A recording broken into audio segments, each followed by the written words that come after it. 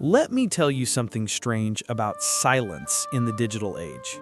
We live in a world where everything is shared. Birthdays, coffee cups, sunsets, tears, achievements, and even pain dressed up with filters. Yet, some people remain completely invisible online.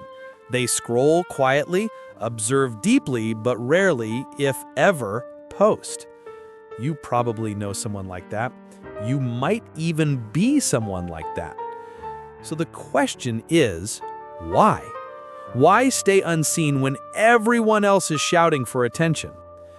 The easy answer is shyness or introversion, but that's only the surface.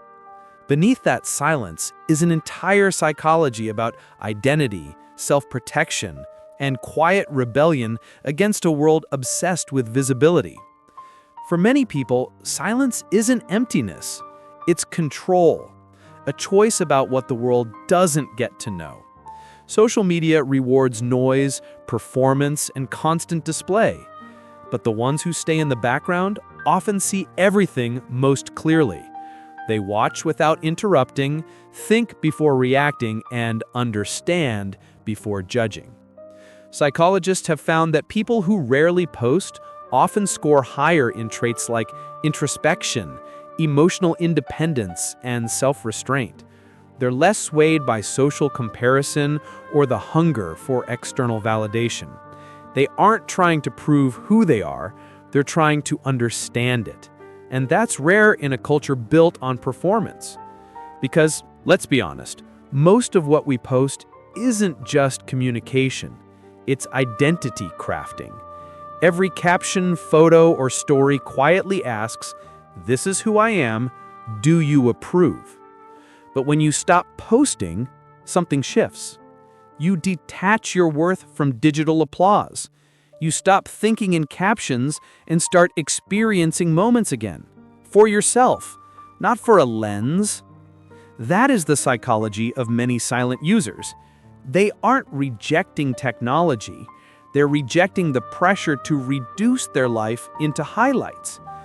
When you've seen how easily perception can be manipulated, you start valuing what can't be posted. Silence, depth, imperfection, truth. Sometimes the choice not to post comes after emotional burnout. People share everything for years until one day it stops feeling real. What used to be joy becomes a quiet pressure to one-up themselves. They're no longer living, they're performing. But here's a misunderstanding. Not posting doesn't mean not feeling. Often it means they feel too deeply to expose their moments to a crowd. They protect their inner world like something sacred. There's a concept in psychology called psychological ownership, the sense that an experience belongs deeply to you. When you post it, that ownership fades. The moment becomes public property, open to judgment, misinterpretation, or comparison. So, non-posters guard their life the way others guard valuables. It isn't sadness, it's freedom. Think about it. When was the last time you experienced something meaningful without feeling the urge to share it? That impulse isn't natural, it's conditioned, shaped by a decade of likes and dopamine loops. When someone steps out of that loop, it looks like rebellion, but it's actually healing. They rediscover how to do things for themselves, cooking without photographing it, traveling without tagging it, feeling without explaining it. Not everyone who stays silent does so from peace. Some do it from fear of judgment, of being misread, or simply of not being enough.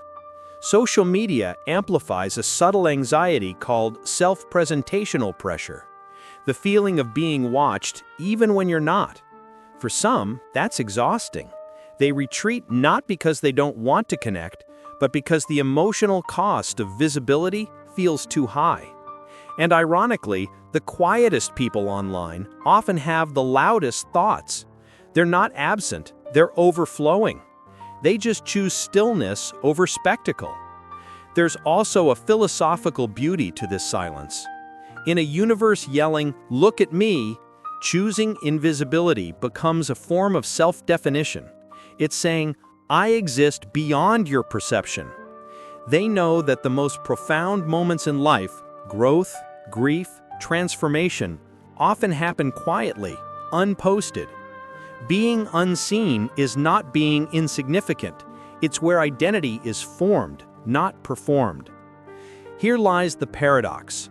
Social media was made to connect us, yet it often isolates us.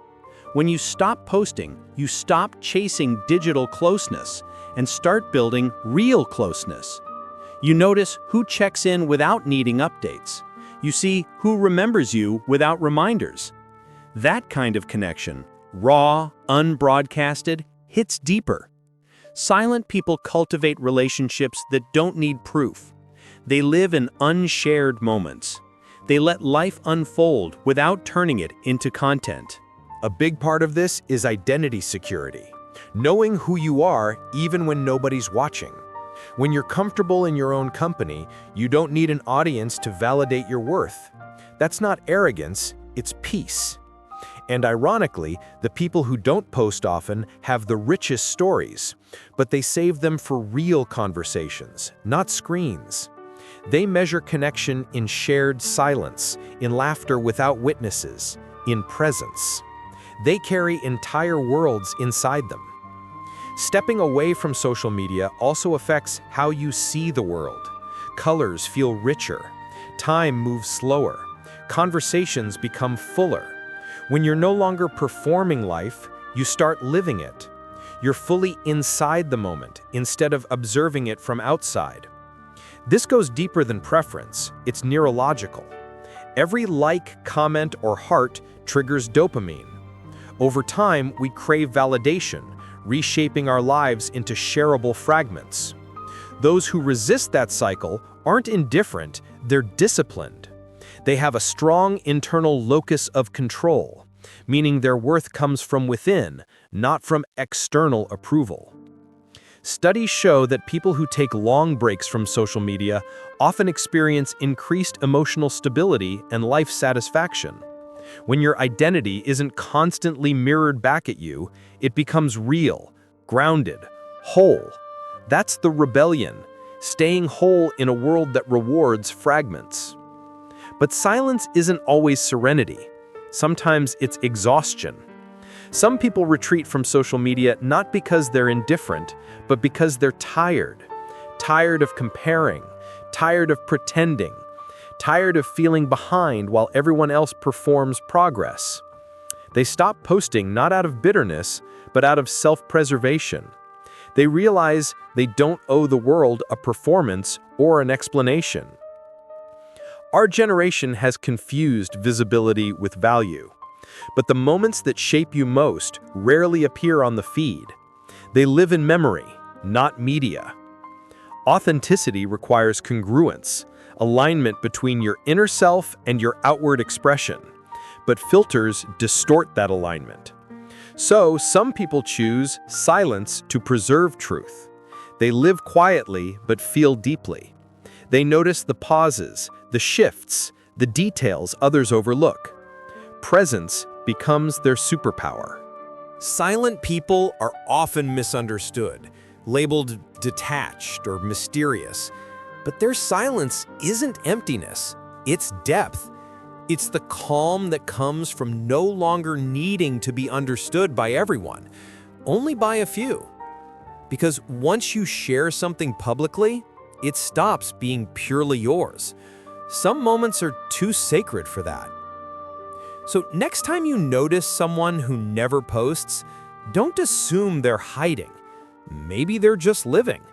Maybe they found peace in the quiet corners of existence, the ones untouched by the glow of a screen.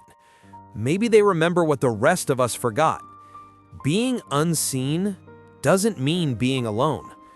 Being quiet doesn't mean being empty. And sometimes the truest expression of who you are is silence.